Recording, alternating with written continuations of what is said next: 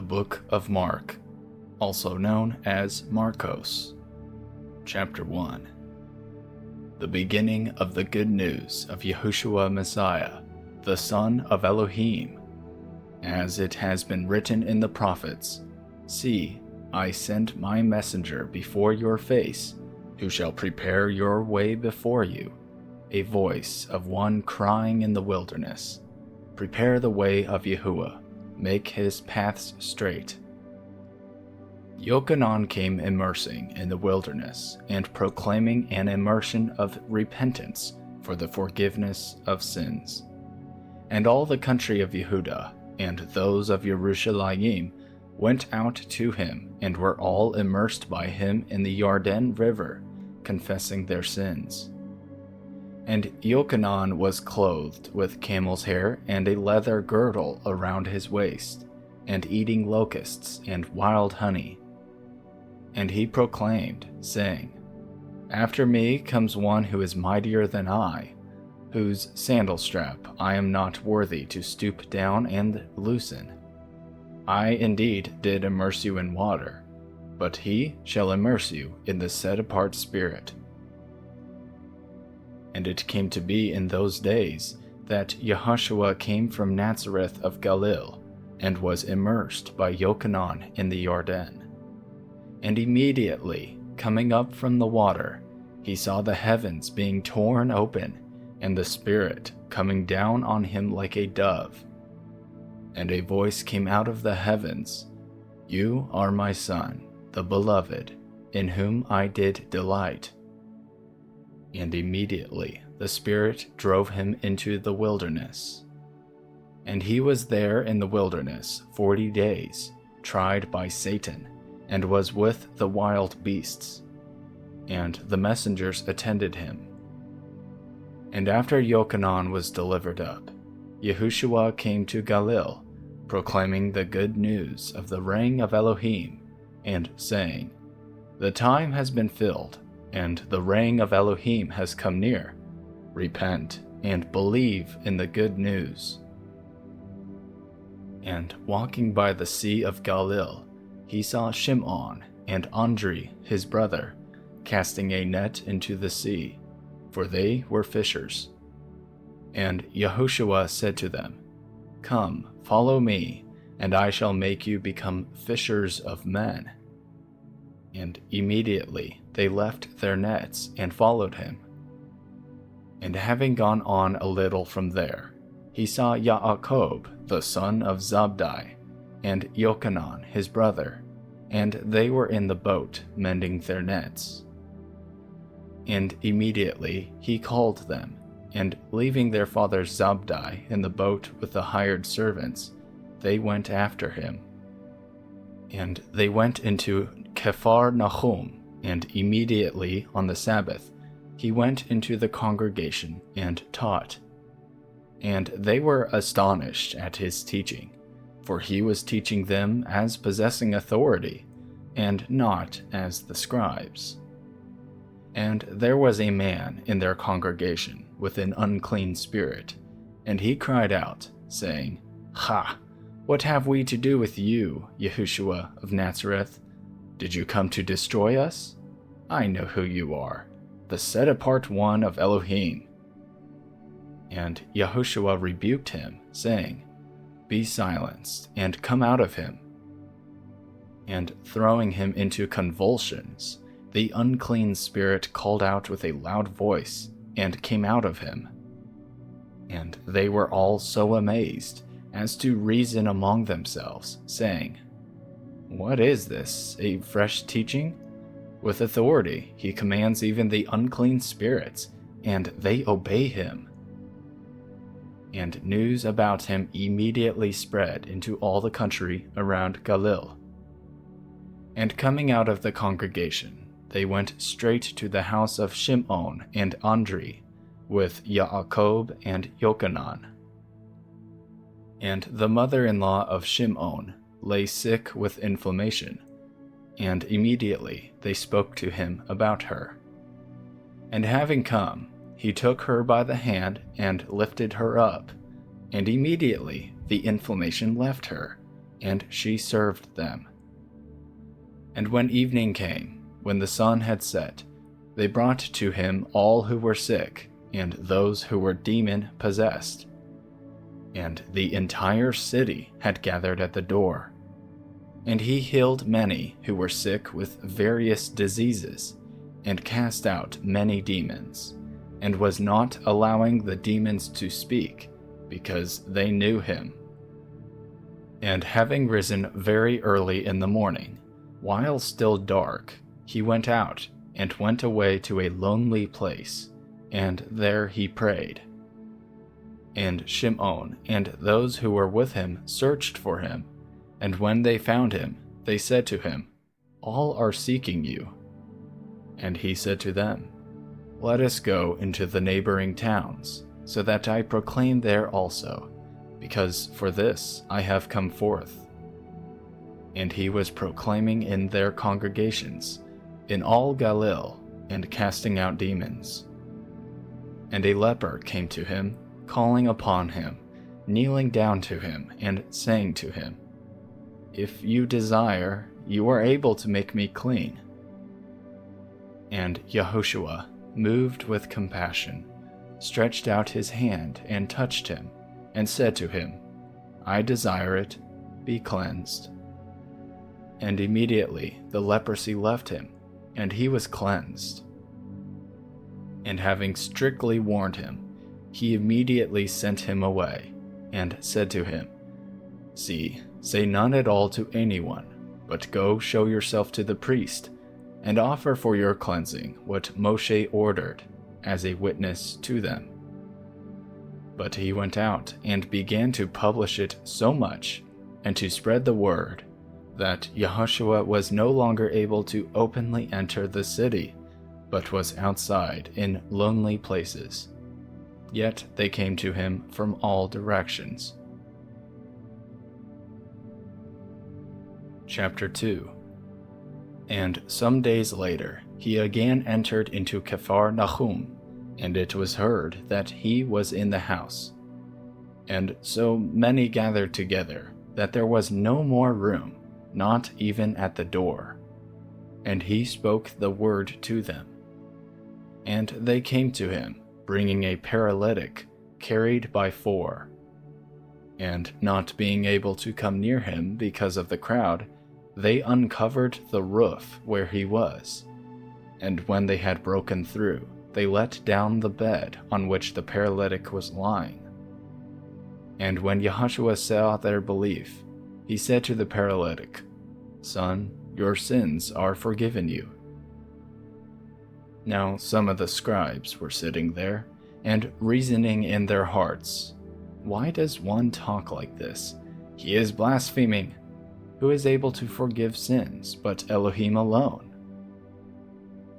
And immediately Yahushua, knowing in his spirit that they were reasoning that way within themselves, said to them, "Why do you reason about all this in your hearts? Which is easier, to say to the paralytic, 'Your sins are forgiven,' or to say, 'Rise, take up your bed, and walk'? But in order for you to know that the Son of Adam possesses authority on earth to forgive sins," he said to the paralytic, "I say to you, rise, take up your bed, and go to your house." And he rose straight away, and took up his bed, and went out before all, so that all were amazed and praised Elohim, saying, "We have never seen the like of it." And he went out again by the sea, and all the crowd was coming to him, and he taught them. And passing by, he saw Louis, the son of Alphi, sitting at the tax office, and said to him, "Follow me." And having risen, he followed him. And it came to be, as he sat at the table at his house, that many tax collectors and sinners also sat with Yahushua and his taught ones, for there were many, and they followed him. And when the scribes and Pharisees saw him eating with the tax collectors and sinners, they said to his taught ones, Why does he eat and drink with tax collectors and sinners?" And hearing this, Yahushua said to them, "Those who are strong have no need of physician, but those who are sick. I did not come to call the righteous to repentance, but sinners." And the taught ones of Yochanan and of the Pharisees were fasting.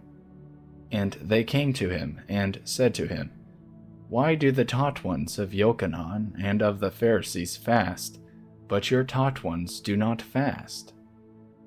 And Yahushua said to them, "Are the friends of the bridegroom able to fast while the bridegroom is with them? As long as they have the bridegroom with them, they are not able to fast. But the days shall come when the bridegroom shall be taken away from them, and then they shall fast in those days. And no one sews a piece of unshrunk cloth on an old garment, otherwise the renewed piece pulls away from the old, and the tear is made worse. And no one puts new wine into old wineskins, otherwise the new wine bursts the wineskins, and the wine runs out, and the wineskins are ruined. But new wine is to be put into fresh wineskins."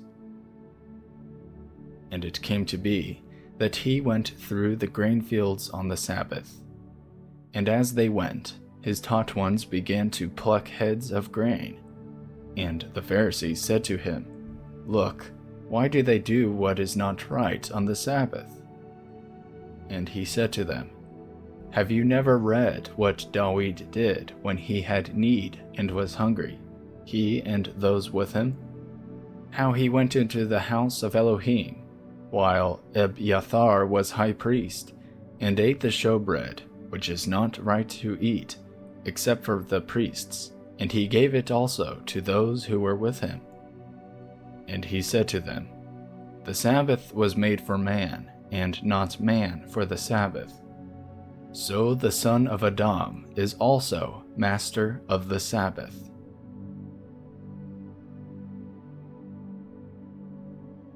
Chapter 3. And he went into the congregation again, and a man who had a withered hand was there. And they were watching him, whether he would heal him on the Sabbath, so as to accuse him. And he said to the man who had the withered hand, "Get up to the middle." And he said to them, "Is it right to do good on the Sabbath, or to do evil, to save life, or to kill?" But they remained silent. And having looked around on them with displeasure, being grieved at the hardness of their hearts, he said to the man, "Stretch out your hand." And he stretched it out, and his hand was restored, as healthy as the other. And the Pharisees went out, and immediately plotted with the Herodians against him, how to destroy him. But Yahushua withdrew with his taught ones to the sea, and a great crowd from Galilee followed him, and from Yehudah, even from Jerusalem, and from Edom, and beyond the Jordan, and those around Zor and Sidon. A large crowd came to him when they heard how much he was doing.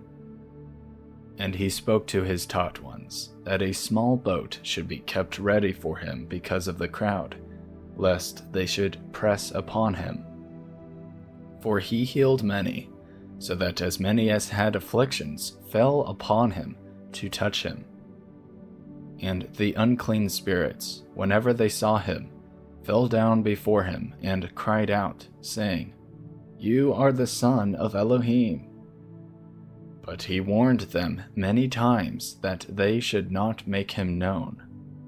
And he went up on the mountain, and called to him whom he wished, and they came to him.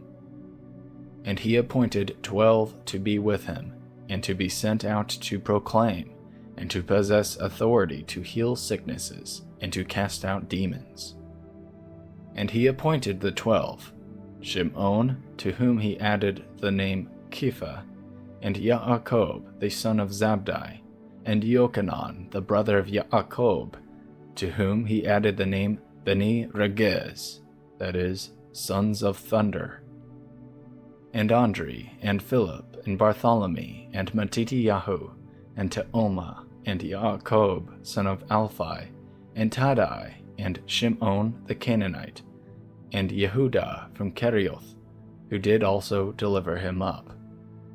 And they went into a house, and again the crowd came together, so that they were unable even to eat bread.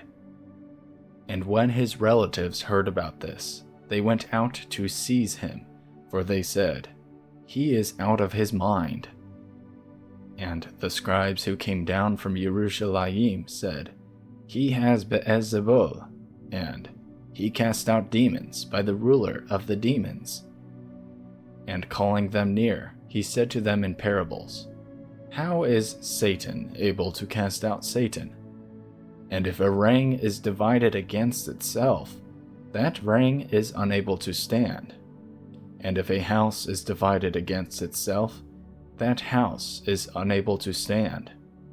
And if Satan has risen up against himself and is divided, he is unable to stand, but has an end. No one is able to enter a strong man's house and plunder his goods, unless he first binds the strong man, and then he shall plunder his house. Truly, I say to you, all the sins shall be forgiven the sons of men, and whatever blasphemies they speak. But he who blasphemes against the set-apart Spirit has no forgiveness forever, but is subject to everlasting judgment. Because they said, "He has an unclean spirit." And his brothers and his mother came, and standing outside, they sent to him, calling him. And a crowd was sitting around him. And they said to him, "See, your mother and your brothers are outside seeking you." But he answered them, saying, "Who is my mother, or my brothers?" And looking about on those sitting round him, he said, "See my mother and my brothers. For whoever does the desire of Elohim is my brother and my sister and my mother."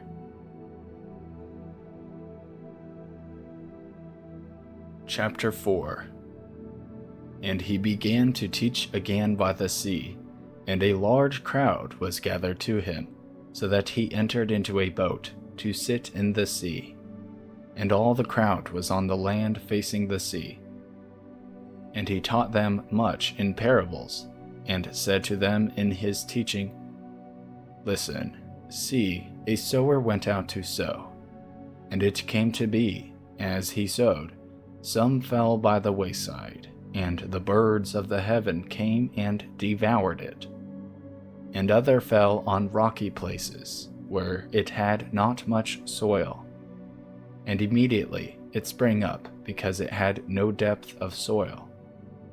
But when the sun was up, it was scorched, and because it had no root, it withered away.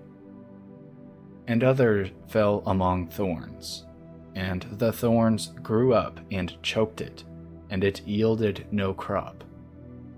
And other fell on good soil, and yielded a crop that came up, grew and yielded a crop, some 30-fold, and some 60, and some 100. And he said to them, "He who has ears to hear, let him hear." And when he was alone, those about him, with the 12, asked him about the parable. And he said to them, "To you it has been given to know the secret of the ring of Elohim, but to those who are outside, all are done in parables, so that seeing they see but do not perceive, and hearing they hear but do not understand, lest they should turn and their sins be forgiven them." And he said to them, "Do you not understand this parable? How then shall you understand all the parables? The sower sows the word. These, then, are the ones by the wayside, where the word is sown. And when they hear, Satan comes immediately and takes away the word that was sown in their hearts. And likewise, there are the ones sown on rocky places, who, when they hear the word, immediately receive it with joy, and they have no root in themselves, but are short-lived. Then when pressure or persecution arises because of the word, immediately they stumble. And others are those who are sown among thorns. These are they who hear the word, and the worries of this age, and the deceit of riches, and the desires for other matters, entering in, choke the word, and it becomes fruitless. And those sown on good soil are those who hear the word, and accept it, and bear fruit, some 30-fold, and some 60, and some 100. And he said to them, Would a lamp be brought to be put under a basket, or under a bed? Is it not to be put on a lampstand? For whatever is hidden shall be revealed, and whatever has been kept secret shall come to light. If anyone has ears to hear, let him hear. And he said to them, Take heed what you hear. With the same measure you use, it shall be measured to you, and more shall be added to you who hear. For whoever possesses, to him more shall be given, but whoever does not possess, even what he possesses shall be taken away from him. And he said, The reign of Elohim is as when a man scatters seed on the ground, then sleeps by night and rises by day, while the seed sprouts and grows. He himself does not know how. For the soil yields crops by itself, first the blade, then the head, and after that the completed grain in the head. And when the crop is ready, immediately he puts in the sickle, because the harvest has come. And he said, To what shall we compare the reign of Elohim? Or with what parable shall we present it? Like a mustard seed, which, when it is sown on the ground, is smaller than all the seeds on earth, and when it is sown, it grows up and becomes greater than all plants, and forms large branches, so that the birds of the heaven are able to nest under its shade. And with many such parables he was speaking to them the word as they were able to hear, and he was not speaking to them without parables. And when they were alone, he explained all to his taught ones. And on the same day, when evening had come, he said to them, Let us pass over to the other side.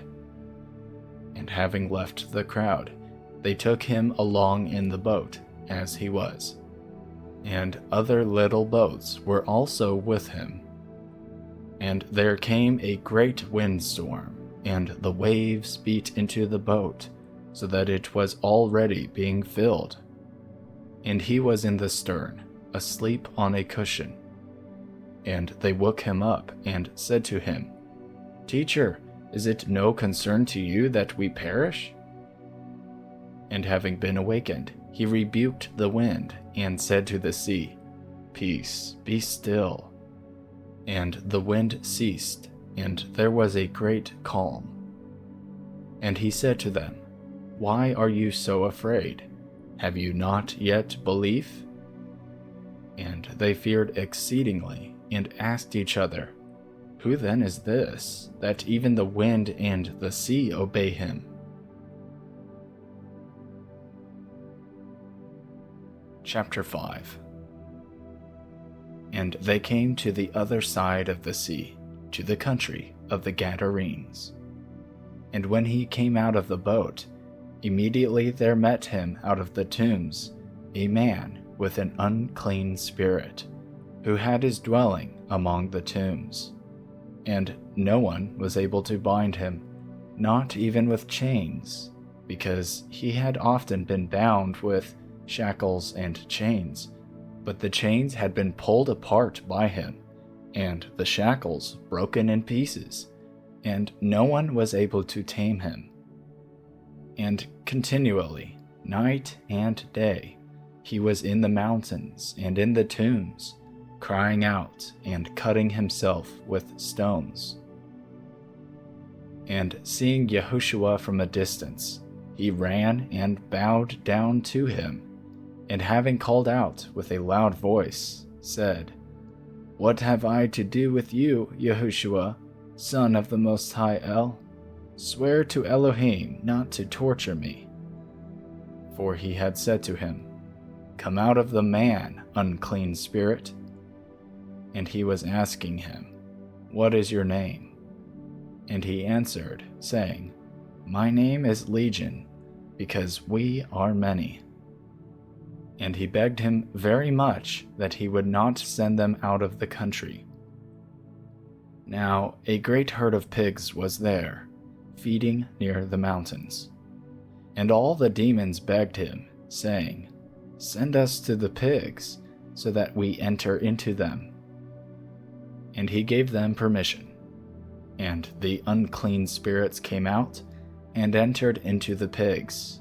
They were about 2,000, and the herd rushed down the steep place into the sea, and drowned in the sea.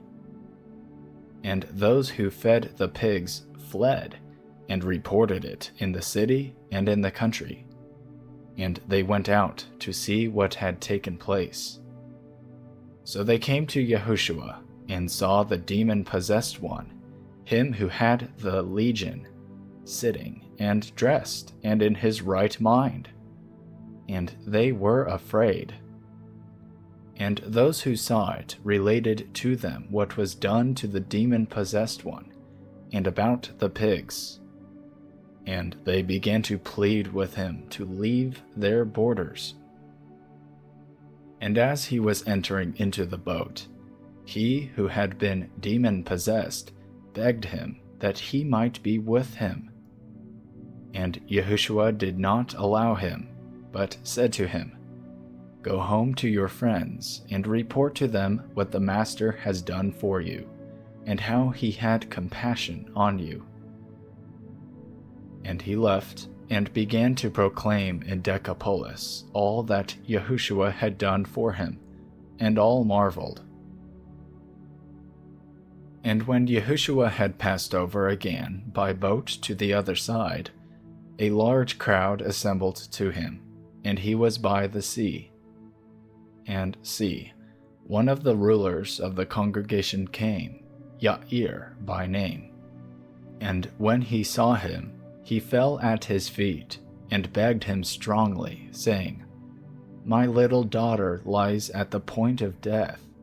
Come, lay your hands on her to heal her, and she shall live." And he went with him, and a large crowd was following him, and they were thronging him. And a certain woman had a flow of blood for 12 years, and had suffered much from many physicians, and spent all that she had, and was no better, but rather became worse. Having heard about Yahushua, she came behind him in the crowd, and touched his garment, for she said, "If I only touch his garments, I shall be made well." And immediately the fountain of her blood was dried up, and she felt in her body that she was healed of the affliction. And immediately Yahushua, knowing in himself that power had gone out of him, turned around in the crowd and said, "Who touched my garments?" And his taught ones said to him, "You see the crowd is thronging you, and you say, 'Who touched me?'" And he was looking around to see her who did this. And the woman, fearing and trembling, knowing what was done to her, came and fell down before him, and spoke to him all the truth. And he said to her, "Daughter, your belief has healed you. Go in peace, and be relieved from your affliction." As he was speaking, they came from the ruler of the congregation's house, saying to him, "Your daughter is dead. Why trouble the teacher any further?" But having heard the word that was spoken, Yahushua said to the ruler of the congregation, "Do not be afraid, only believe." And he allowed no one to follow him except Kepha and Yaakov and Yochanan, the brother of Yaakov. So they came to the house of the ruler of the congregation, and saw a commotion and much weeping and lamenting. And coming in, he said to them, "Why make this commotion and weep? The child has not died, but is sleeping." And they were laughing at him. And when he had put them all out, he took the father and the mother of the child, and those who were with him, and went in where the child was lying. And taking the child by the hand, he said to her, "Talitha kumi," which is translated, "Little girl, I say to you, arise." And immediately the girl rose up and was walking, for she was 12 years old. And they were completely astonished. But he ordered them many times that no one should know it, and said that she should be given food to eat.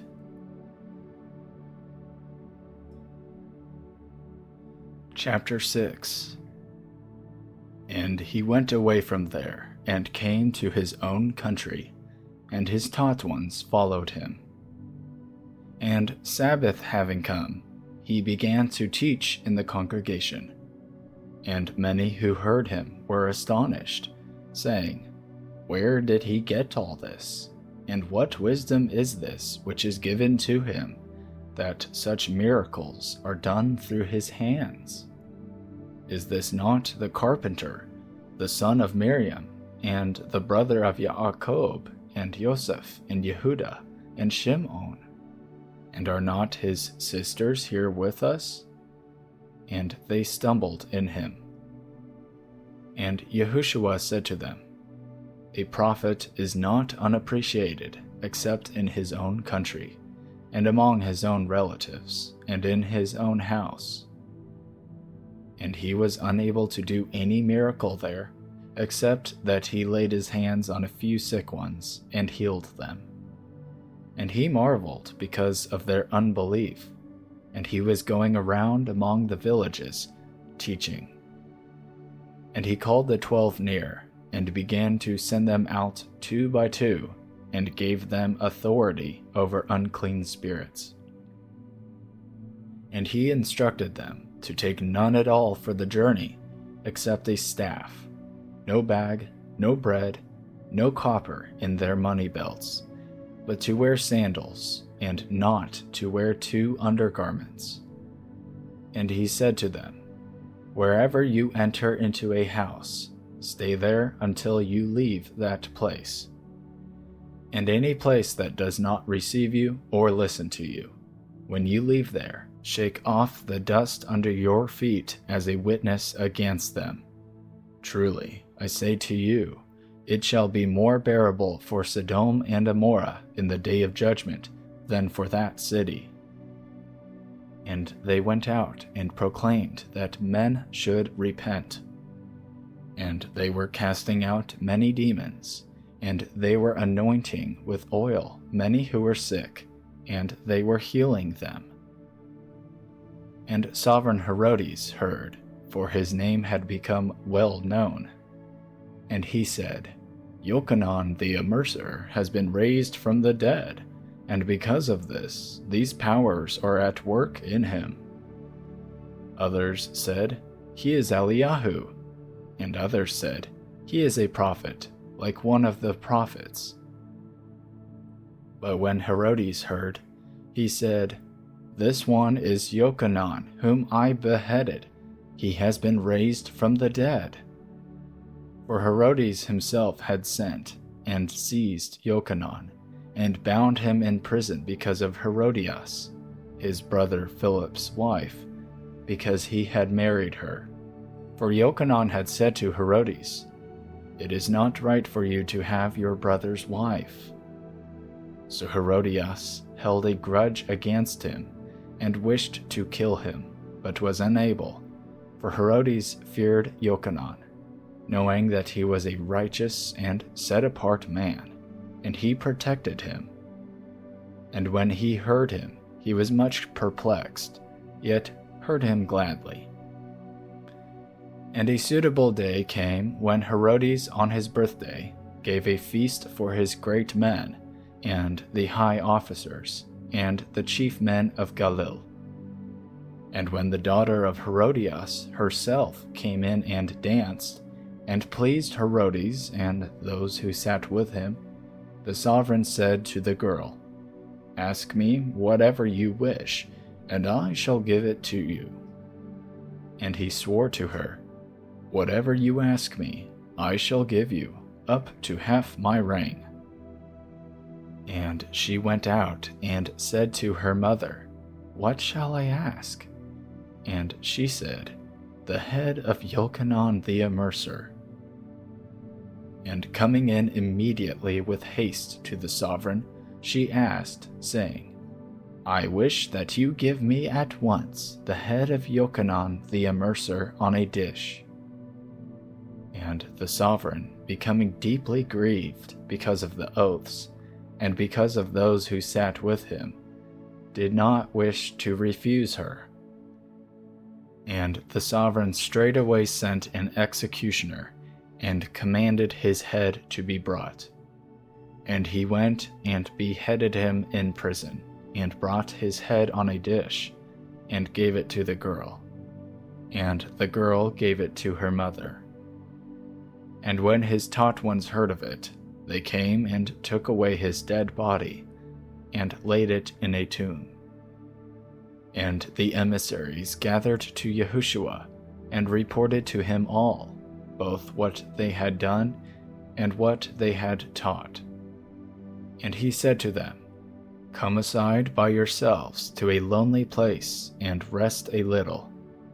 For there were many coming and going, and they did not even have time to eat. And they went away to a lonely place in the boat by themselves. But they saw them going, and many recognized him, and ran there on foot from all the cities, and came before them, and came together to him. And having gone out, Yahushua saw a large crowd, and was moved with compassion for them, because they were like sheep not having a shepherd. And he began to teach them many matters. And as the hour grew late, his taught ones came to him and said, "This is a lonely place, and now the hour is late. Send them away, so that they go into the surrounding country and villages, and buy themselves bread, since they have no food to eat." But he answering said to them, "You give them to eat." And they said to him, "Should we go and buy 200 denarii worth of bread, and give them to eat?" And he said to them, "How many loaves do you have? Go and see." And when they found out, they said, 5 and 2 fishes. And he ordered them to make them all sit down in groups on the green grass. And they sat down in groups, in hundreds and in 50s. And taking the 5 loaves and the 2 fishes, looking up to the heaven, he blessed and broke the loaves, and gave them to his taught ones to set before them. And the 2 fishes he divided among all. And all ate and were satisfied.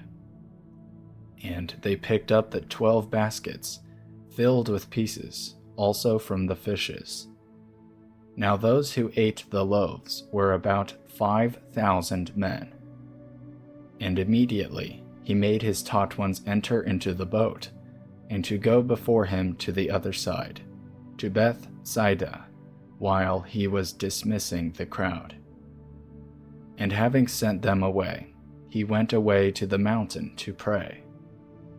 And when evening came, the boat was in the middle of the sea, and he was alone on the land. And seeing them straining at rowing, for the wind was against them, at about the 4th watch of the night, he came to them walking on the sea, and he wished to pass them by.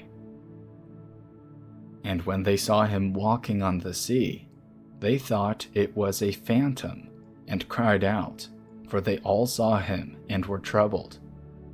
And immediately he spoke to them and said to them, "Take courage, it is I, do not be afraid."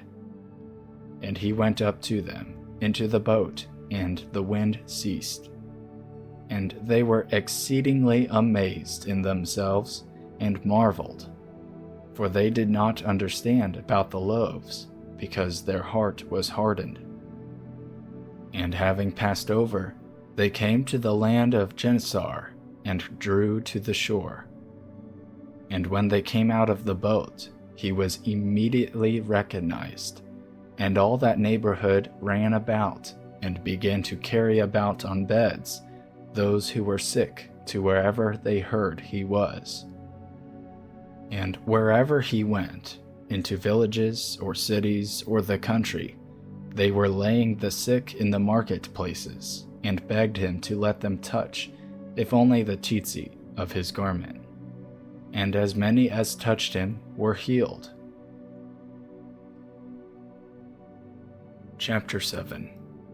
And the Pharisees and some of the scribes assembled to him, having come from Yerushalayim. And seeing some of his taught ones eat bread with defiled, that is, with unwashed hands, they found fault. For the Pharisees and all the Yehudim do not eat unless they wash their hands thoroughly, holding fast the tradition of the elders. And coming from the marketplace, they do not eat unless they wash. And there are many other traditions which they have received and hold fast, the washing of cups and utensils and copper vessels and couches. Then the Pharisees and scribes asked him, "Why do your taught ones not walk according to the tradition of the elders, but eat bread with unwashed hands?" And he answering said to them, "Well did Yeshayahu prophesy concerning you hypocrites, as it has been written, This people respect me with their lips, but their heart is far from me. And in vain do they worship me, teaching as teachings the commands of men. Forsaking the command of Elohim, you hold fast the tradition of men." And he said to them, "Well do you set aside the command of Elohim, in order to guard your tradition. For Moshe said, Respect your father and your mother, and he who curses father or mother, let him be put to death.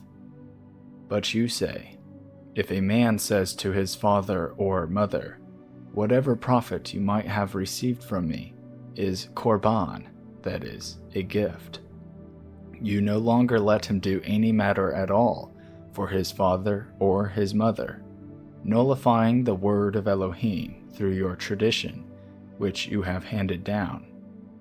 And many such traditions you do."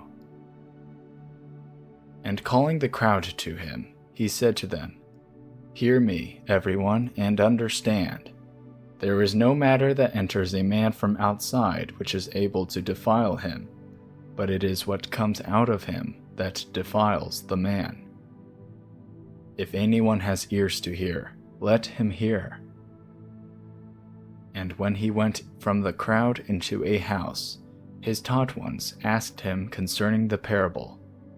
And he said to them, "Are you also without understanding?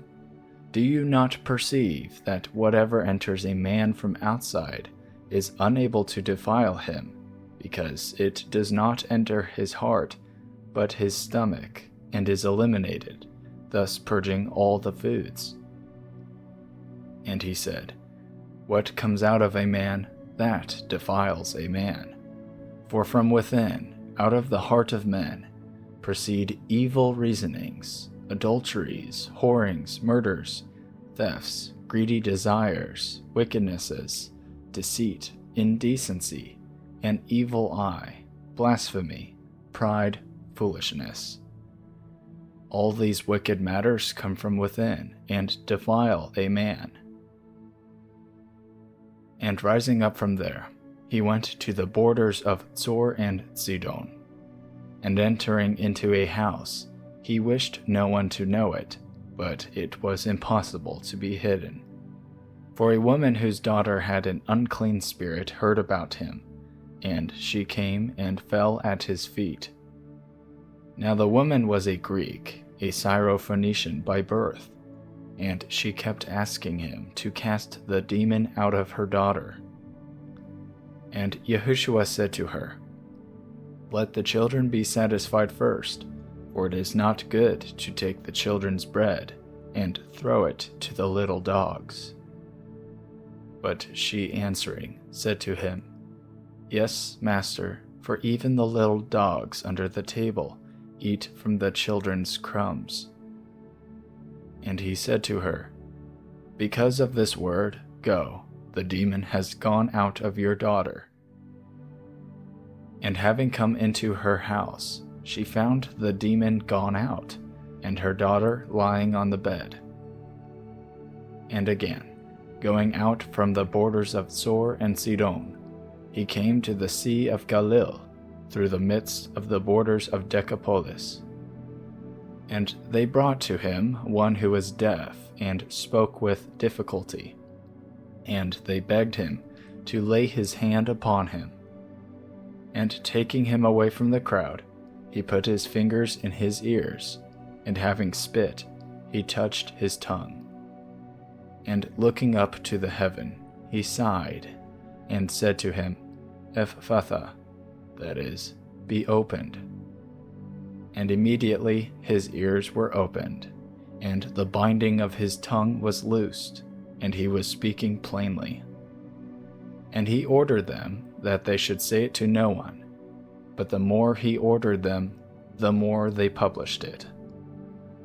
And they were immeasurably astonished, saying, "He has done all well. He makes even the deaf to hear, and the dumb to speak."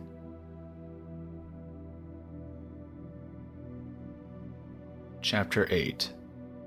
In those days, the crowd being very great, and not having any to eat, Yahushua called his taught ones near, and said to them, "I have compassion on the crowd, for they have now been with me 3 days, and do not have food to eat. And if I dismiss them unfed to their home, they shall faint on the way, for some of them have come from far." And his taught ones answered him, "How shall anyone be able to feed these people with bread here in the desert?" And he asked them, "How many loaves do you have?" And they said, 7. And he commanded the crowd to sit on the ground. And taking the 7 loaves, giving thanks, he broke them and gave them to his taught ones to set before them. And they set them before the crowd. And they had a few small fishes, and having blessed, he said to set them also before them. And they ate and were satisfied, and they picked up 7 large baskets of broken pieces. And those eating were about 4,000, and he dismissed them. And immediately entering into the boat with his taught ones, he came to the parts of Dalmanutha. And the Pharisees came out and began to dispute with him, seeking from him a sign from heaven, trying him. And sighing deeply in his spirit, he said, "Why does this generation seek a sign? Truly, I say to you, no sign shall be given to this generation." And leaving them, again entering into the boat, he went away to the other side. And they had forgotten to take bread, and they did not have more than 1 loaf with them in the boat. And he was warning them, saying, Mind, beware of the leaven of the Pharisees, and of the leaven of Herodes. And they were reasoning with one another, saying, Because we have no bread. And Yahushua, being aware of it, said to them, Why do you reason, because you have no bread? Do you not yet perceive nor understand? Is your heart still hardened? Having eyes, do you not see? And having ears, do you not hear? And do you not remember? When I broke the 5 loaves for the 5,000, how many baskets filled with broken pieces did you pick up? They said to him, 12. And when I broke the 7 for the 4,000, how many large baskets filled with broken pieces did you pick up? And they said, 7. And he said to them, How do you not understand? And he came to Bethsaida, and they brought a blind man to him, and begged him to touch him. And taking the blind man by the hand, he led him out of the village. And having spit on his eyes, laying hands on him, he asked him, Do you see at all? And he looked up and said, I see men like trees walking. Then he placed his hands on his eyes again, and made him look up. And he was restored, and saw all clearly. And he sent him away to his home, saying, Do not go into the village. And Yahushua and his taught ones went out to the villages of Caesarea Philippi. And on the way he asked his taught ones, saying to them, Who do men say I am? And they said to him, Yochanan the Immerser, and others Eliyahu, but others one of the prophets. And he asked them, And you, who do you say I am? And Kepha, answering, said to him, You are the Messiah. And he warned them that they should speak to no one about him. And he began to teach them that the son of Adam has to suffer much, and be rejected by the elders and chief priests and scribes, and be killed, and after 3 days to rise again. And he was speaking about this openly.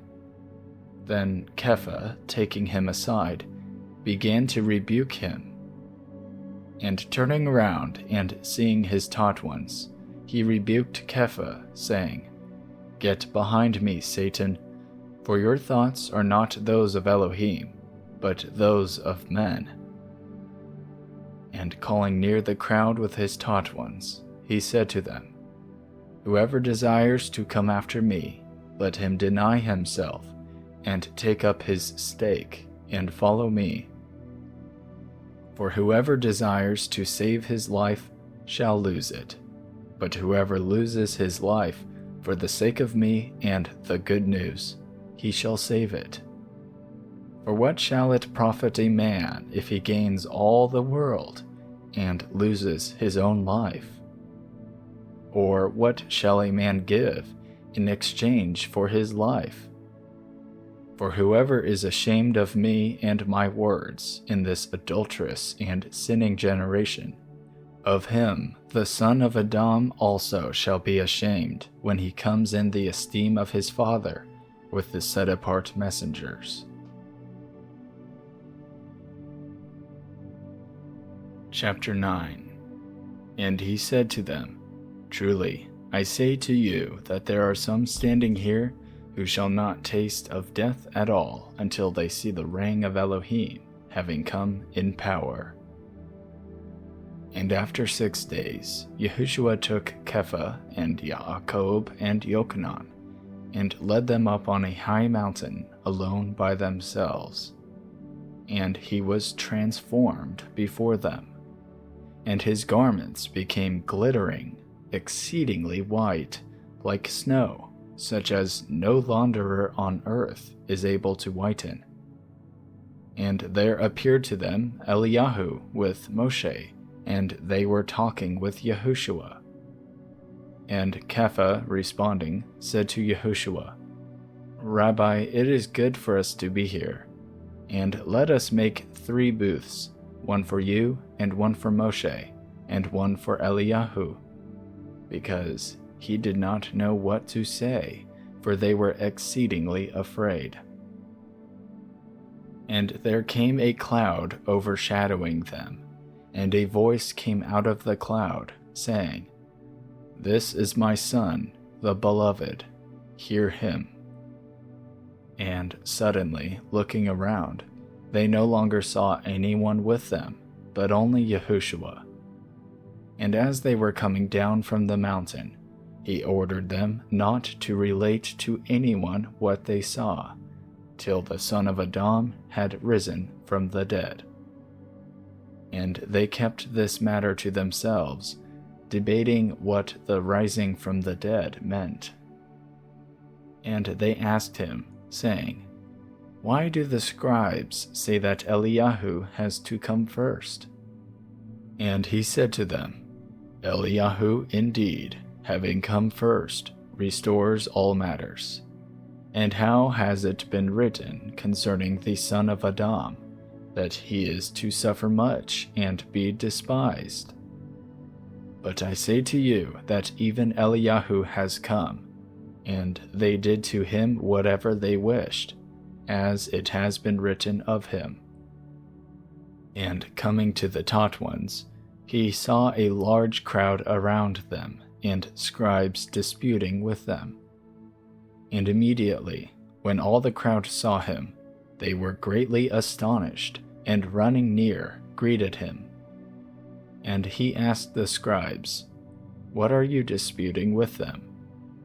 And one of the crowd answering said, Teacher, I brought you my son, who has a dumb spirit, and wherever he seizes him, he throws him down, and he foams at the mouth, and gnashes his teeth, and he wastes away.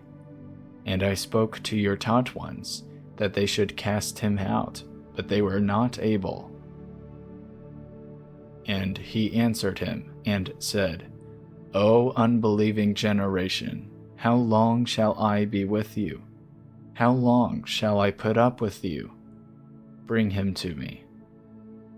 So they brought him to him, and when he saw him, immediately the spirit threw him into convulsions. And falling on the ground, he rolled about, foaming at the mouth. And he asked his father, How long has he been like this? And he said, From childhood, and often he has thrown him both into the fire and into the water to destroy him. But if it is at all possible for you, have compassion on us and help us. And Yahushua said to him, If you are able to believe, all is possible to him who believes. And immediately the father of the child cried out and said with tears, I believe, Master, help my unbelief.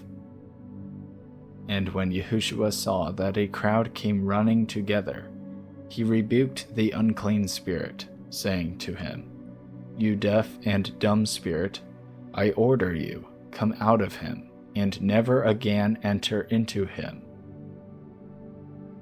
And crying out, and convulsing him much, it came out of him. And he became as one dead, so that many said that he was dead. But Yahushua, taking him by the hand, lifted him up, and he arose. And when he came into a house, his taught ones asked him separately, Why were we unable to cast him out? And he said to them, It is impossible for this kind to come out except through prayer and fasting. And going from there, they passed through Galilee. And he did not wish anyone to know, For he was teaching his taught ones, and said to them, The son of Adam is being delivered into the hands of men, and they shall kill him. And having been killed, he shall rise the third day. But they did not understand the word, and they were afraid to ask him. And they came to Capharnaum, and being in the house, he asked them, What was it you disputed among yourselves on the way? And they were silent, for on the way they had disputed with one another who was the greatest. And sitting down, he called the 12 and said to them, If anyone wishes to be first, he shall be last of all and servant of all. And he took a little child and set him in their midst, and taking him in his arms, he said to them, Whoever receives one of such little children in my name receives me, and whoever receives me receives not me, but the one who sent me. And Yochanan said to him, Teacher, we saw someone who does not follow us, casting out demons in your name, and we forbade him because he does not follow us. And Yahushua said, Do not forbid him, for no one who works a miracle in my name is able to readily speak evil of me. For he who is not against us is for us. For whoever gives you a cup of water to drink in my name, because you are of Messiah, truly, I say to you, he shall by no means lose his reward. And whoever causes one of these little ones who believe in me to stumble, it is better for him if a millstone were hung around his neck, and he were thrown into the sea. And if your hand makes you stumble, cut it off. It is better for you to enter into life crippled, than having 2 hands to go into Gehinnom, into the unquenchable fire, where their worm does not die, and the fire is not quenched. And if your foot makes you stumble, cut it off. It is better for you to enter into life crippled, than having 2 feet to be thrown into Gehinnom, into the unquenchable fire, where their worm does not die, and the fire is not quenched. And if your eye makes you stumble, pluck it out.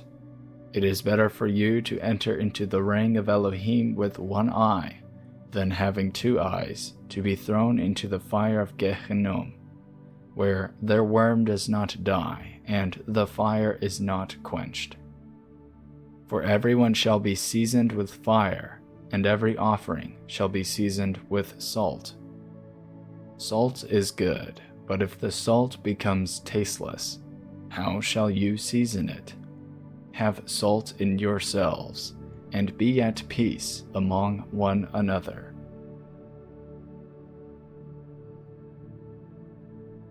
Chapter 10. And rising up from there, he came into the borders of Yehuda by the other side of the Jordan. And crowds gathered to him again, and as he usually did, he was teaching them again. And Pharisees came and asked him, Is it right for a man to put away his wife? Trying him. And he answered, said to them, What did Moshe command you?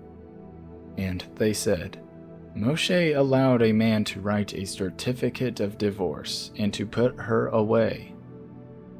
And Yahushua said to them, Because of the hardness of your heart, he wrote you this command. However, from the beginning of the creation, Elohim made them male and female. For this cause, a man shall leave his father and mother, and cleave to his wife, and the 2 shall become 1 flesh, so that they are no longer 2, but 1 flesh. Therefore, what Elohim has joined together, let man not separate. And in the house his taught ones asked him about this again. And he said to them, Whoever puts away his wife and marries another commits adultery against her. And if a woman puts away her husband and marries another, she commits adultery. And they were bringing little children for him to touch them, but the taught ones were rebuking those who were bringing them.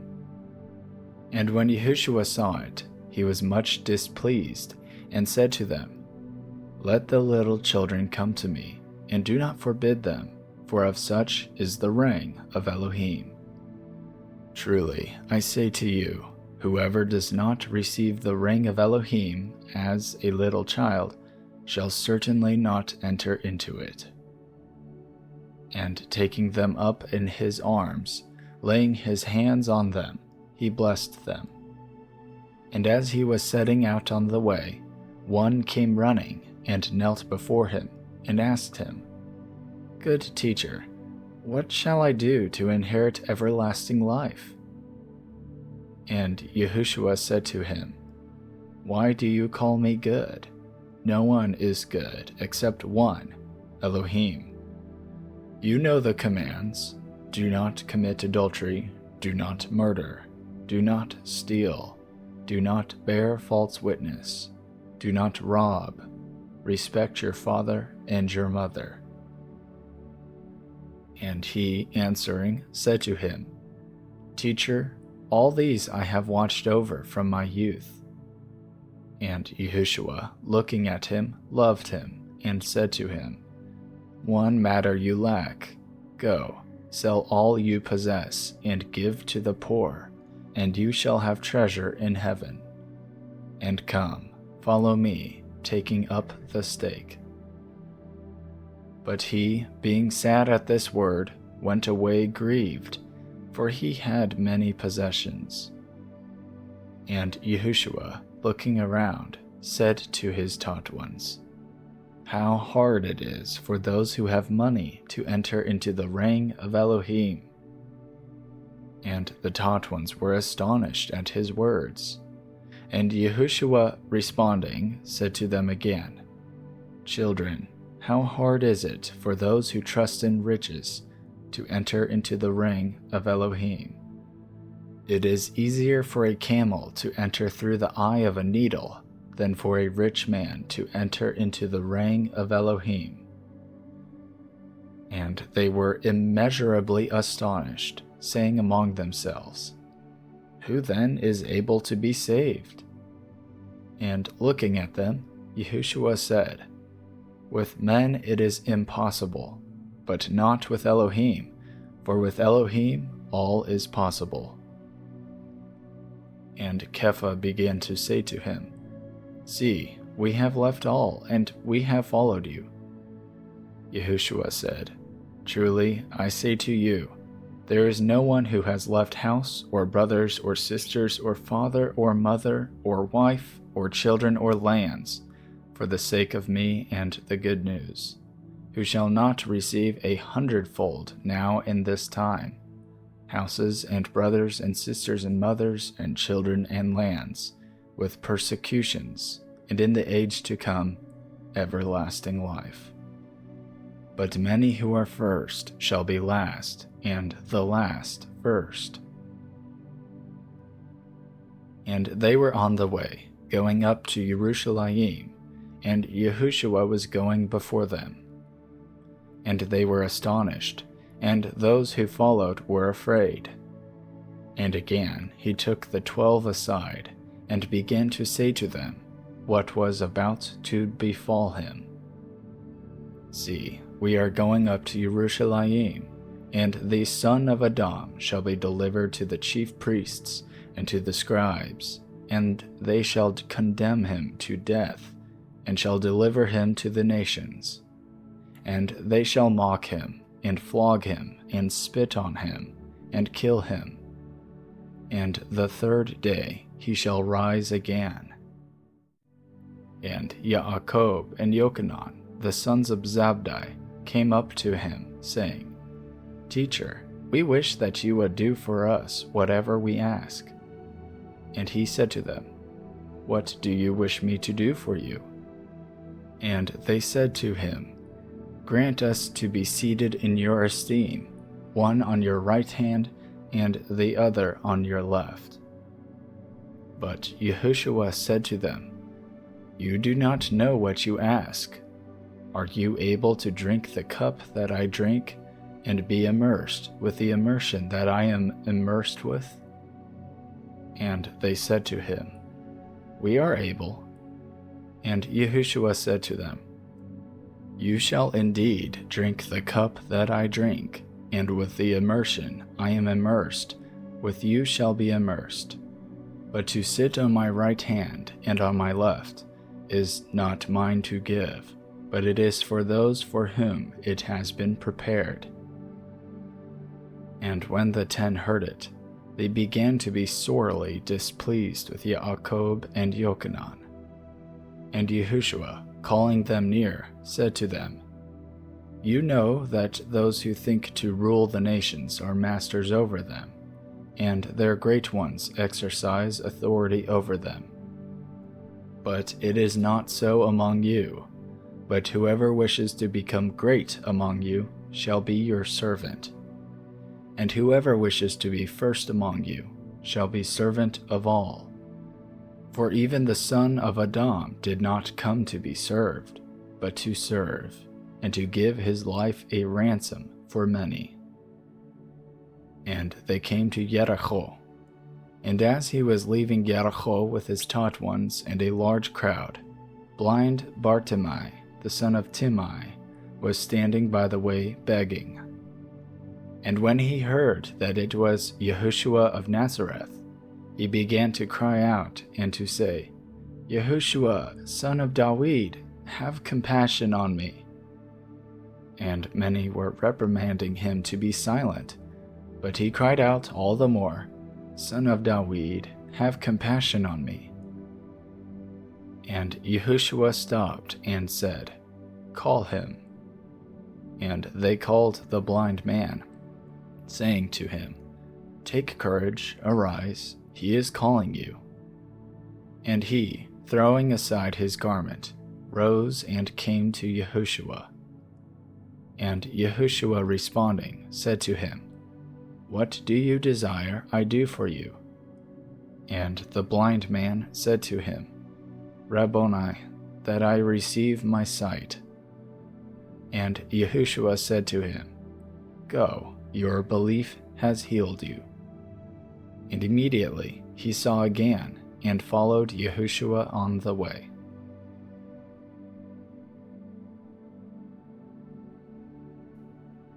Chapter 11.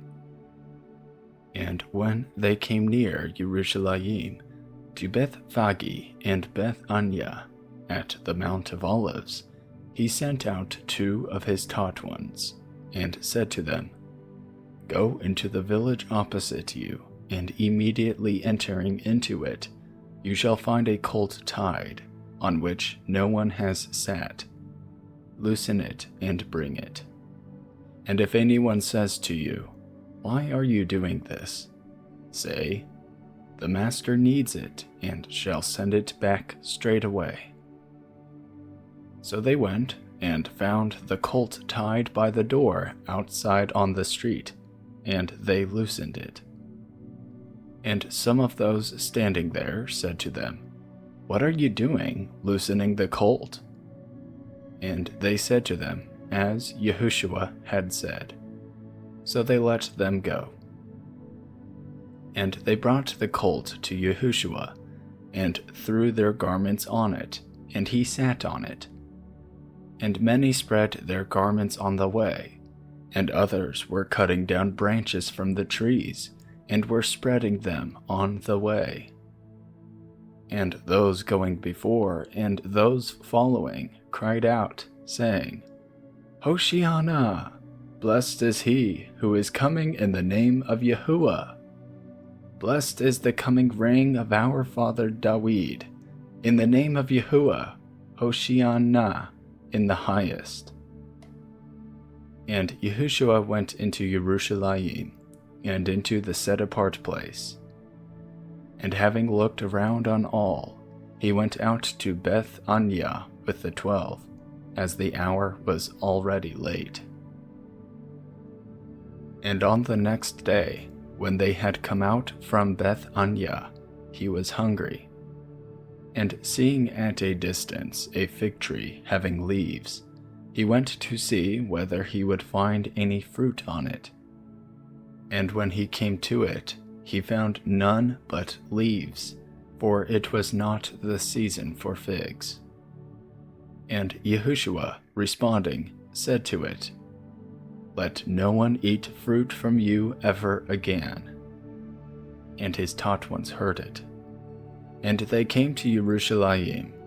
Yahushua, entering into the set-apart place, began to drive out those who bought and sold in the set-apart place, and overturned the tables of the money changers and the seats of those selling doves. And he did not allow anyone to carry a vessel through the set-apart place. And he was teaching, saying to them, "Has it not been written, 'My house shall be called a house of prayer for all nations'? But you have made it a den of robbers." And the scribes and the chief priests heard it, and they were seeking how to destroy him, for they feared him, because all the crowd was astonished at his teaching. And when evening came, he went out of the city.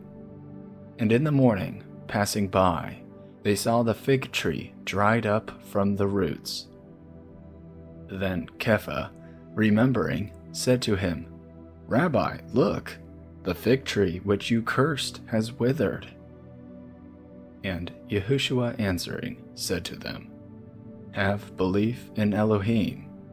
For truly, I say to you, whoever says to this mountain, 'Be removed and be thrown into the sea,' and does not doubt in his heart, but believes that what he says shall be done, he shall have whatever he says. Because of this I say to you, whatever you ask when you pray, believe that you receive them, and you shall have them. And whenever you stand praying, if you hold whatever against anyone, forgive, so that your Father in the heavens shall also forgive you your trespasses.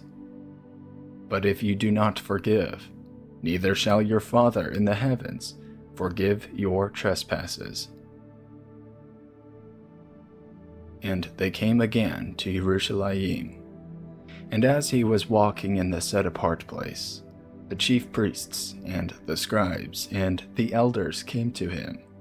And they said to him, "By what authority are you doing these? And who gave you this authority to do these?" And Yahushua, answering, said to them, "I shall ask you one question, and answer me, and I shall say to you by what authority I do these. The immersion of Yochanan, was it from heaven or from men? Answer me." And they reasoned among themselves, saying, "If we say from heaven, he shall say, 'Then why did you not believe him?'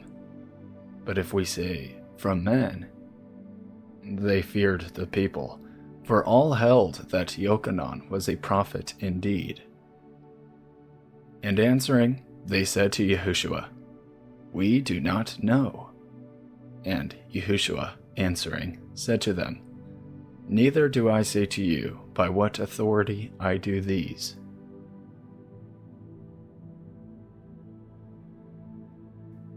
Chapter 12. And he began to speak to them in parables.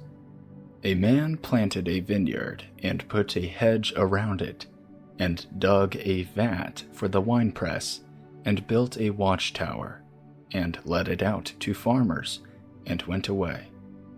And at harvest time he sent a servant to the farmers, to receive some of the fruit of the vineyard from the farmers. And they seized him, and beat him, and sent him away empty-handed. And again he sent them another servant, and throwing stones at him, they wounded him in the head and sent him away, having insulted him. And again he sent another, and they killed him, and many others, beating some and killing some. He had one more son, his beloved. He sent him last of all, saying, "They shall respect my son." But those farmers said among themselves, "This is the heir. Come, let us kill him, and the inheritance shall be ours." So they took him, and killed him, and threw him out of the vineyard. What then shall the owner of the vineyard do? He shall come and destroy the farmers, and give the vineyard to others. Have you not read this scripture? The stone which the builders rejected has become the chief cornerstone. This was from Yahuwah, and it is marvelous in our eyes. And they were seeking to seize him, but fearing the crowd, for they knew he had spoken the parable against them. And leaving him, they went away. And they sent to him some of the Pharisees and the Herodians to catch him in a word. And when they came, they said to him, "Teacher, we know that you are true, and it does not concern you about anyone, for you are not partial to any, but teach the way of Elohim in truth. Is it right to pay taxes to Caesar or not? Should we pay or should we not pay?" And he, knowing their hypocrisy, said to them, "Why do you try me? Bring me a denarius to look at." And they brought it, and he said to them, "Whose likeness and inscription is this?" And they said to him, "Caesar's." So Yahushua said to them, "Give to Caesar what is Caesar's, and to Elohim what is Elohim's." And they marveled at him. And Sadducees, who say there is no resurrection, came to him. And they asked him, saying, "Teacher, Moshe wrote to us that if a brother of anyone dies, and leaves his wife behind, and leaves no children, his brother should take his wife and raise up offspring for his brother. There were 7 brothers, and the first took a wife and died, leaving no offspring. And the second took her, and he died, leaving behind no offspring. And the third likewise. And the 7 left no offspring. Last of all, the woman died too. In the resurrection then, when they rise, whose wife shall she be? For 7 had her as wife." And Yahushua, answering, said to them, "Is this not why you go astray, because you do not know the Scriptures, nor the power of Elohim? For when they rise from the dead, they neither marry nor are given in marriage, but are as messengers in the heavens. And concerning the dead, that they rise, have you not read in the book of Moshe, at the bush, how Elohim spoke to him, saying, 'I am the Elohim of Abraham, and the Elohim of Yitzchak, and the Elohim of Yaakov'? He is not the Elohim of the dead, but Elohim of the living. You then go greatly astray." And one of the scribes coming near, hearing them reasoning together, knowing that he had answered them well, asked him, "Which is the first command of all?" And Yahushua answered him, "The first of all the commands is, Hear, O Yisrael, Yahuwah our Elohim, Yahuwah is one. And you shall love Yahuwah your Elohim with all your heart, and with all your being, and with all your mind, and with all your strength. This is the first command. And the second, like it, is this: You shall love your neighbor as yourself. There is no other command greater than these. And the scribe said to him, Well said, teacher. You have spoken the truth, for there is one Elohim, and there is no other besides him. And to love him with all the heart, and with all the understanding, and with all the being, and with all the strength, and to love one's neighbor as oneself, is more than all the ascending offerings and offerings. And when Yahushua saw that he answered wisely, he said to him, You are not far from the reign of Elohim. And after that, no one was bold enough to question him. And Yahushua, responding, said, while teaching in the set-apart place, How is it that the scribes say that the Messiah is the son of David? David himself said by the set-apart Spirit, Yahuwah said to my master, Sit at my right hand, until I make your enemies a footstool of your feet. David himself calls him Master. In what way, then, is he his son? And the large crowd heard him gladly. And in his teaching he was saying to them, Beware of the scribes, who like to walk around in long robes, and like greetings in the marketplaces, and the best seats in the congregations, and all the best places at feasts, who are devouring widows' houses, and for a show make long prayers. These shall receive greater judgment. And sitting opposite the treasury, he saw how the people put copper into the treasury, and many rich ones put in much.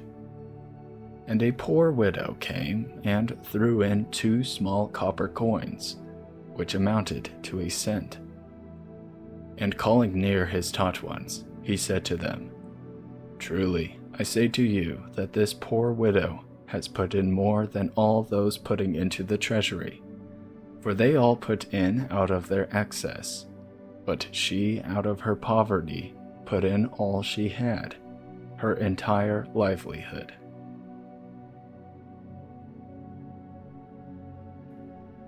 Chapter 13. And as he went out of the set-apart place, one of his taught ones said to him, Teacher, see what stones, and what buildings. And Yahushua, answering, said to him, Do you see these great buildings? Not one stone shall be left upon another at all, which shall not be thrown down. And as he sat on the Mount of Olives opposite the set-apart place, Kepha and Yaakov and Yochanan and Andre asked him separately, Say to us, when shall these events be? And what shall be the sign when all this is going to be accomplished? And Yahushua began to say to them, Take heed that no one leads you astray, for many shall come in my name, saying, I am he, and they shall lead many astray. And when you hear of fightings and reports of fightings, do not be troubled. It has to take place, but the end is not yet. For nation shall rise against nation, and ring against ring. And there shall be earthquakes in various places, and there shall be scarcities of food, and disturbances. These are the beginnings of birth pains. But take heed to yourselves, for they shall deliver you up to councils and to congregations. You shall be beaten, and you shall be brought before rulers and sovereigns for my sake, for a witness to them. And the good news has to be proclaimed first to all the nations. And when they lead you away and deliver you up, do not worry beforehand what you are to say. But whatever is given you in that hour, speak that, for it is not you who are speaking, but the set-apart Spirit. And brother shall deliver up brother to death, and a father his child. And children shall rise up against parents, and shall put them to death. And you shall be hated by all because of my name. But he who shall have endured to the end, he shall be saved. And when you see the abomination that lays waste, spoken of by Daniel the prophet, set up where it should not be, he who reads, let him understand. Then those who are in Yehuda flee to the mountains. And he who is on the housetop, let him not go down into the house, nor come in to take whatever out of his house. And he who is in the field, let him not go back to get his cloak. And woe to those who are pregnant, and to those nursing children in those days. And pray that your flight does not take place in winter. For in those days there shall be distress, such as has not been from the beginning of creation, which Elohim created until this time, nor ever shall be. And if the Master had not shortened those days, no flesh would have been saved, but because of the chosen ones, whom he chose, he shortened the days. And if anyone then says to you, look, here is the Messiah, or look there, do not believe it. For false messiahs and false prophets shall rise and show signs and wonders to lead astray, if possible, even the chosen ones. And you, take heed. See, I have forewarned you of it all. But in those days, after that distress, the sun shall be darkened, and the moon shall not give its light, and the stars of heaven shall fall, and the powers in the heavens shall be shaken. And then they shall see the Son of Adam coming in the clouds with much power and esteem. And then he shall send his messengers, and assemble his chosen ones from the four winds, from the farthest part of the earth to the farthest part of heaven. And learn this parable from the fig tree. When its branch has already become tender, and puts forth leaves, you know that the summer is near. So you also, when you see these taking place, know that it is near, at the door.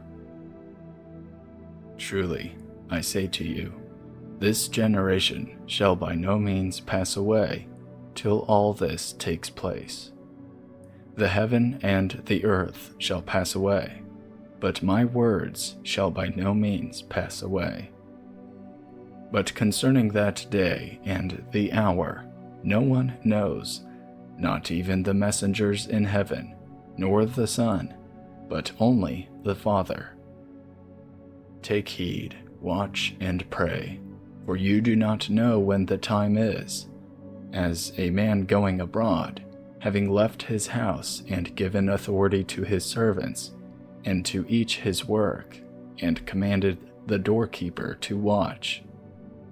Watch, therefore, for you do not know when the master of the house is coming, in the evening, or at midnight, or at the crowing of the cock, or in the morning, lest, coming suddenly, he should find you sleeping. And what I say to you, I say to all, watch.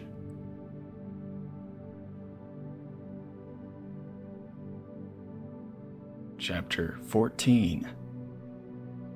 Now the Pesach and the festival of Matzot was after 2 days, and the chief priests and the scribes were seeking how to take him through treachery and put him to death. And they said, not at the festival, lest there shall be an uproar of the people. And while he was in Beth-Anya, in the house of Shimon the leper, and sitting at the table, a woman came having an alabaster flask of perfume, genuine nard, very costly. And breaking the flask, she poured it on his head. But there were some who were much displeased among themselves, and said, "Why was this perfume wasted? For it could have been sold for more than 300 denarii and given to the poor." And they were scolding her. But Yahushua said, "Leave her alone. Why do you trouble her? She has done a good work for me. For you have the poor with you always, and you are able to do good to them whenever you wish. But you do not always have me. What she had, she used. She took it beforehand to anoint my body for the burial. Truly, I say to you, wherever this good news is proclaimed in all the world, what this woman did shall also be spoken of, to her remembrance." And Yehuda from Kerioth, one of the 12, went to the chief priests to deliver him up to them. And when they heard it, they were glad, and promised to give him silver. And he was seeking how to deliver him up conveniently. And on the first day of unleavened bread, when they were slaughtering the Pesach lamb, his taught ones said to him, "Where do you wish us to go and prepare for you to eat the Pesach?" And he sent out 2 of his taught ones, and said to them, "Go into the city, and there a man bearing a jar of water shall meet you. Follow him. And wherever he enters, say to the master of the house, 'The teacher says, where is the guest room in which I am able to eat the Pesach with my taught ones?' And he shall show you a large upper room, furnished, ready. Prepare for us there." And his taught ones went out and came into the city, and found it as he said to them, and they prepared the Pesach. And evening having come, he came with the 12. And as they sat and ate, Yahushua said, "Truly, I say to you, one of you who is eating with me shall deliver me up." And they began to be grieved, and to say to him one by one, "Is it I?" And another, "Is it I?" And he answering said to them, "It is one of the 12, he who is dipping with me in the dish. The son of Adam is indeed going, as it has been written of him, but woe to that man by whom the son of Adam is delivered up. It would have been good for that man if he had not been born." And as they were eating, Yahushua took bread, having blessed, broke it, gave it to them, and said, "Take, eat, this is my body." And taking the cup, giving thanks, he gave it to them, and they all drank from it.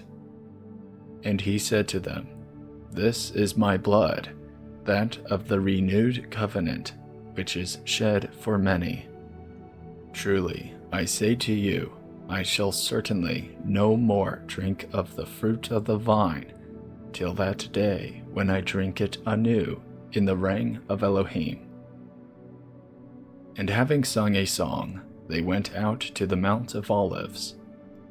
And Yahushua said to them, "All of you shall stumble in me this night, for it has been written, I shall strike the shepherd, and the sheep shall be scattered. But after I am raised, I shall go before you to Galilee." And Kepha said to him, "Even if all shall stumble, yet not I." And Yahushua said to him, "Truly, I say to you that today, this night, before the cock shall crow twice, you shall deny me 3 times. But he spoke more strongly, If I have to die with you, I shall not deny you. And they all said the same. And they came to a place called Gethsemane. And he said to his taught ones, Sit here while I pray. And he took with him Kepha and Yaakov and Yochanan. And he began to be greatly amazed and to be deeply distressed. And he said to them, My being is exceedingly grieved, even to death. Stay here and watch. And he went on a little, and fell on the ground, and was praying that if it were possible, the hour might pass from him. And he said, Abba, Father, all is possible for you. Make this cup pass from me. Yet not what I desire, but what you desire. And he came and found them sleeping, and said to Kepha, Shimon, are you sleeping? You were not able to watch 1 hour. Watch and pray, lest you enter into trial. The spirit indeed is eager, but the flesh is weak. And again he went away and prayed, and spoke the same words.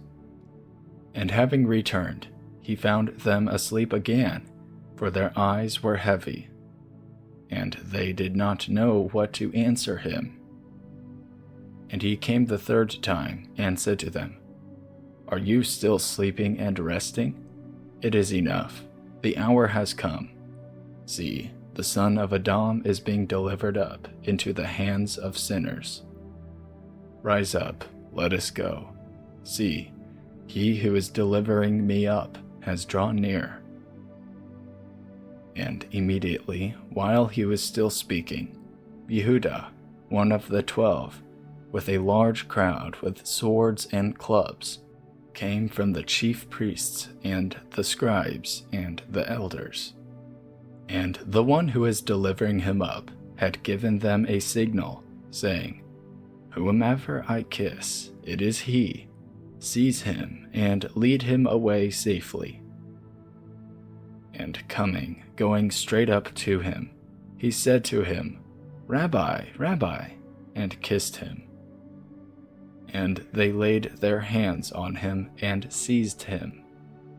And one of those standing by drew his sword and struck the servant of the high priest, and cut off his ear. And Yahushua, answering, said to them, Have you come out as against a robber, with swords and clubs to take me?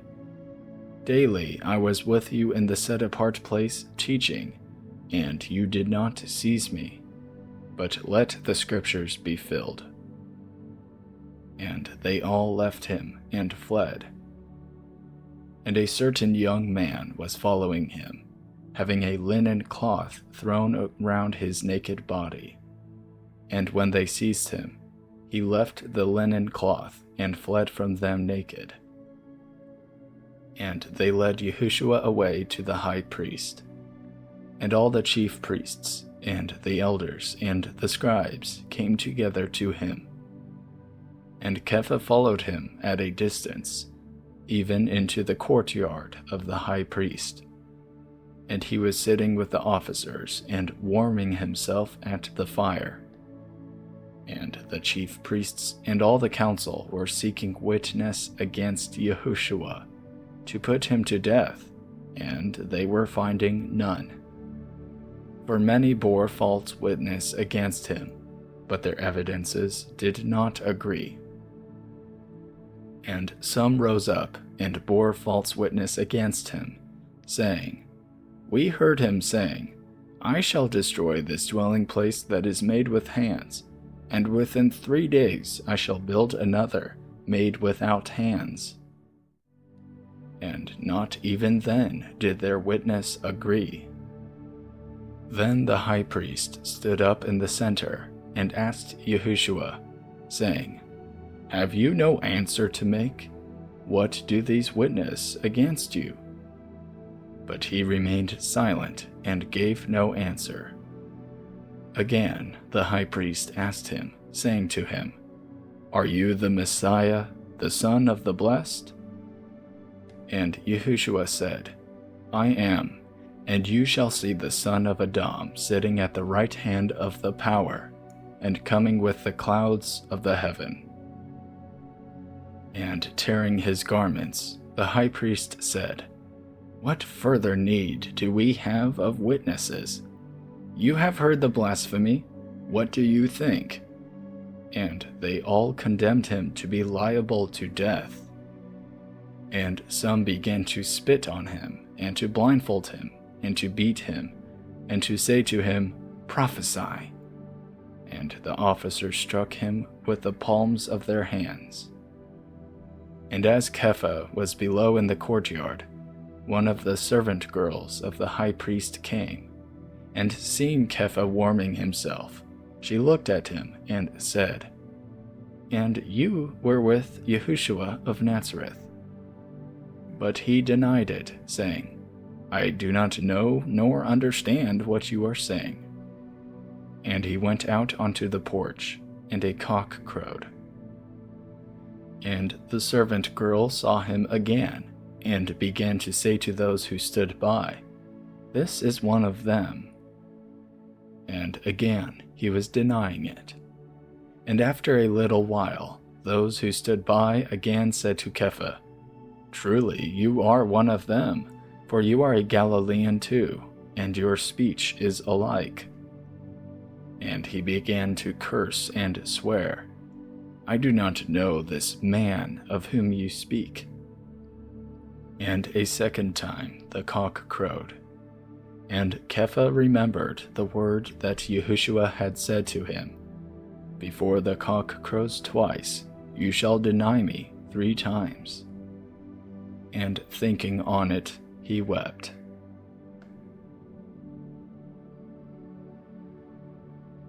Chapter 15. And immediately, in the morning, the chief priests had a council meeting with the elders and scribes and all the council. Having bound Yahushua, they led him away and delivered him to Pilate. And Pilate asked him, "Are you the sovereign of the Yehudim?" And he answering said to him, "You say it." And the chief priests accused him of much, but he made no answer. And Pilate again asked him, saying, "Have you no answer? See how much they witness against you." But Yahushua still gave no answer, so that Pilate marveled. And at a festival, he released to them one prisoner, whomever they were asking. And there was one called Barabbas, chained with his fellow rebels, who had committed murder in the uprising.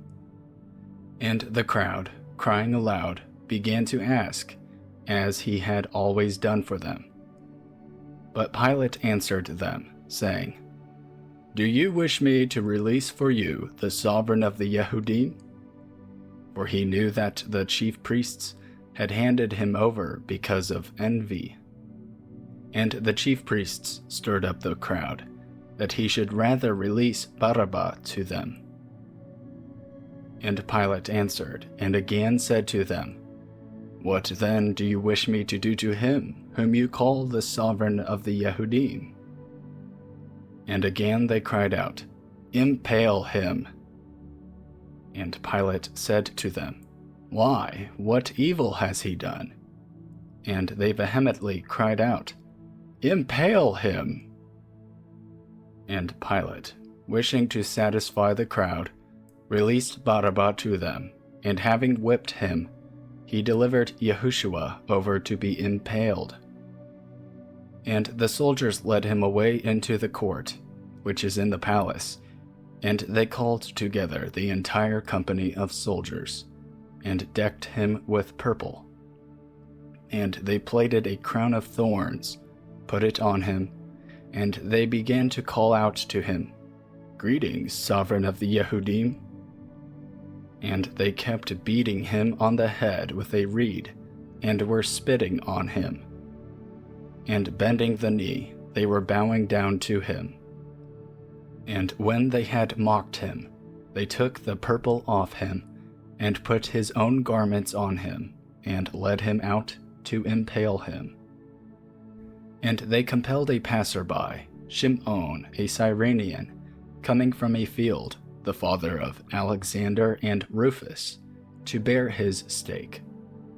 And they brought him to the place Golgotha, which is translated, place of a skull.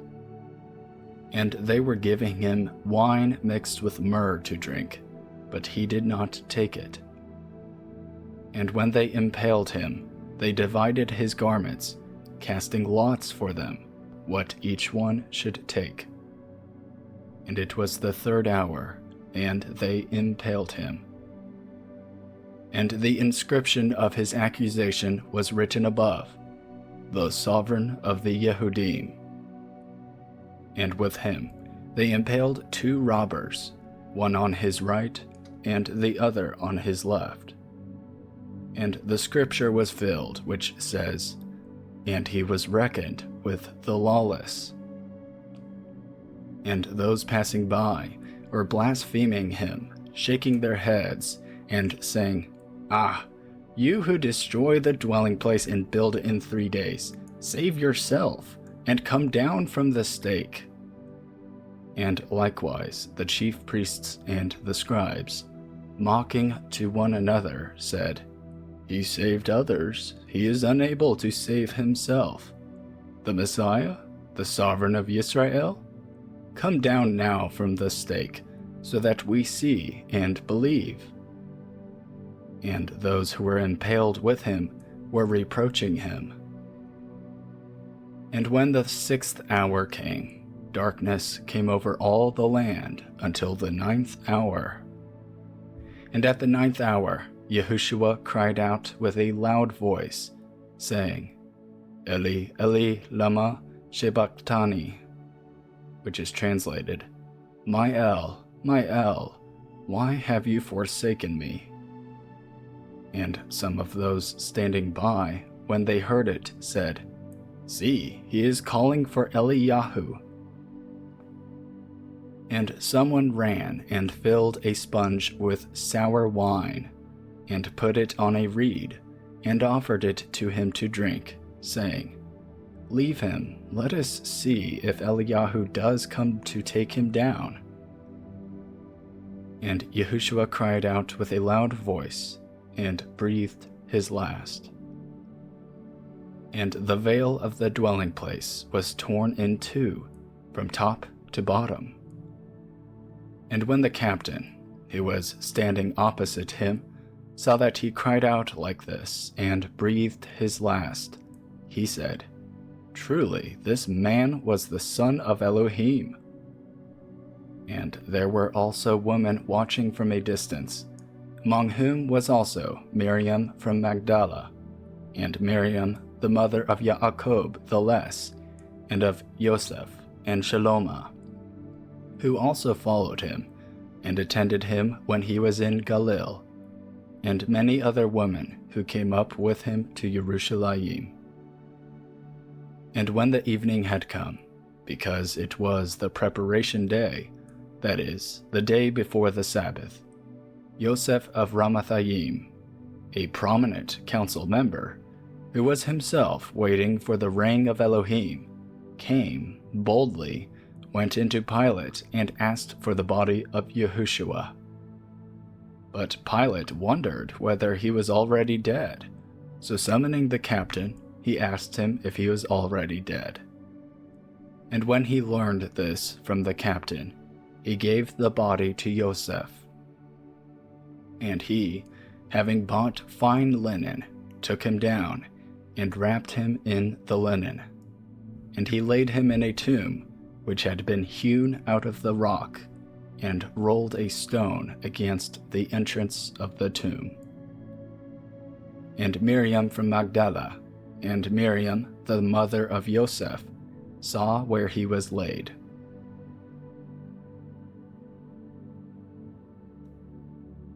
Chapter 16. And when the Sabbath was past, Miriam from Magdala, and Miriam the mother of Yaakov, and Shalom bought spices to go and anoint him. And very early on day 1 of the week, they came to the tomb when the sun had risen. And they said among themselves, "Who shall roll away the stone from the entrance of the tomb for us?" And looking up, they saw that the stone had been rolled away, for it was extremely large. And having entered into the tomb, they saw a young man sitting on the right, wearing a white robe, and they were greatly astonished. And he said to them, "Do not be much astonished. You seek Yahushua of Nazareth, who was impaled. He was raised. He is not here. See the place where they laid him. And go, say to his taught ones and Kepha that he is going before you into Galilee. You shall see him there as he said to you." And they went out and fled from the tomb and were trembling and bewildered. And they spoke to no one, for they were afraid. And having risen early on the first day of the week, he appeared first to Miriam from Magdala, from whom he had cast out 7 demons. She went and reported to those who had been with him, mourning and weeping. And when they heard that he was alive and had been seen by her, they did not believe. And after this he appeared in another form to 2 of them as they walked and went into a field. And they went and reported it to the rest, but they did not believe them either. Later he appeared to the 11 as they sat at the table, and he reproached their unbelief and hardness of heart, because they did not believe those who had seen him after he was raised. And he said to them, "Go into all the world and proclaim the good news to every creature. He who has believed and has been immersed shall be saved, but he who has not believed shall be condemned. And these signs shall accompany the ones who believe. In my name they shall cast out demons. They shall speak with renewed tongues. They shall take up snakes. And if they drink any deadly drink, it by shall no means hurt them. They shall lay hands on the sick, and they shall get well." Then, indeed, after the Master had spoken to them, he was received up into the heaven, and sat down at the right hand of Elohim. And they went out and proclaimed it everywhere, while the Master worked with them, and confirmed the word through the accompanying signs. Amen. End of the Book of Mark, or Marqos. I hope you enjoyed this recording. If you would like to hear more recordings like these, feel free to subscribe. To download this and other audio scriptures, please visit seekerrecordings.com. Thank you, and have a great day.